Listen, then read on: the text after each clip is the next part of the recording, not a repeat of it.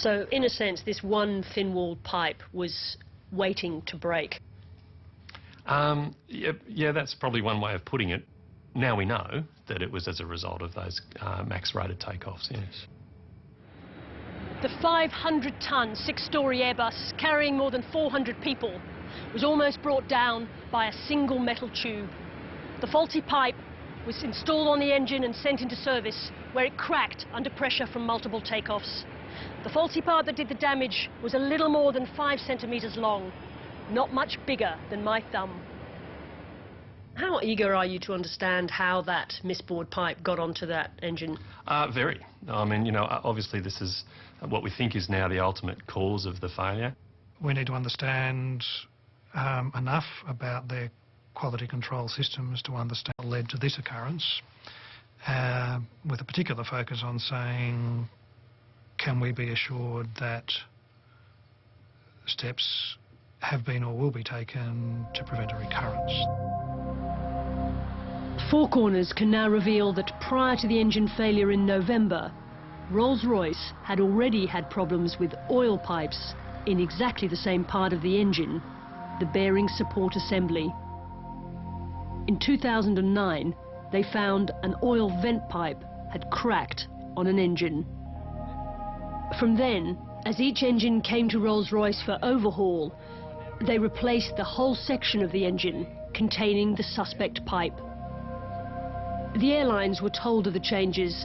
By November last year, 17 Qantas engines had been modified, but not the one that exploded in mid-air.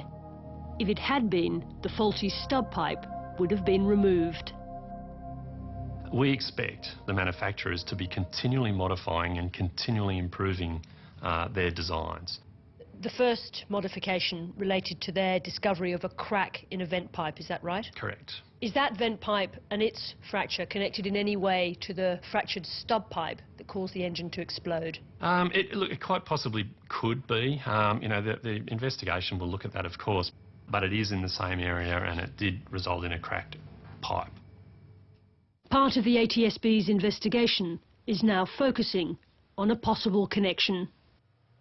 We are currently still investigating, as part of our broader review of what's going on, whether there are comparable or like events with Trent 900 series engines, but we haven't formed any clear view on that yet. Rolls-Royce refused numerous requests to discuss their engines with Four Corners. There are huge interests at stake for the company right now. They're currently competing for the most lucrative engine building contracts in aviation history to supply engines for the next generation of super passenger carriers, the Boeing Dreamliner. Can you design manufacturing errors out? You know, no. You can do a lot, but they couldn't have, I don't think they could have planned for this one. You don't hold them responsible? They still manufacture the engine. So in the end, they are responsible? I think that's being discussed as we speak. We at Rolls-Royce have been working closely with Qantas for nearly 3 decades and have established a strong, close, and I believe trusted relationship.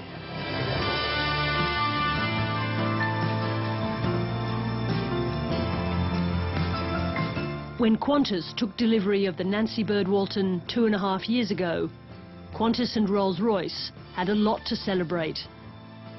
No one suspected that night that a faulty part had been sealed deep inside one of the engines. With 125 Rolls-Royce engines in the Qantas fleet, the two companies are bound to each other for the foreseeable future. But now Qantas is suing Rolls-Royce for $80 million, and Qantas's insurers are trying to recover $150 million from Rolls-Royce for the damage to the plane.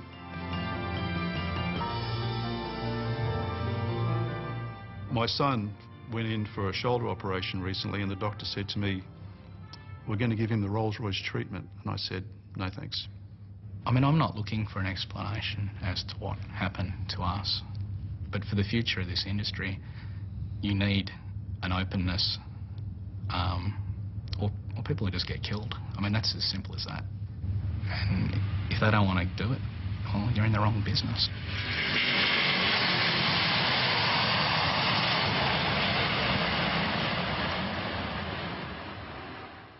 A business where safety is everything. Next Monday night, the small town haunted by a triple murder with a single suspect. Why is the killer still at large? Until then, good night.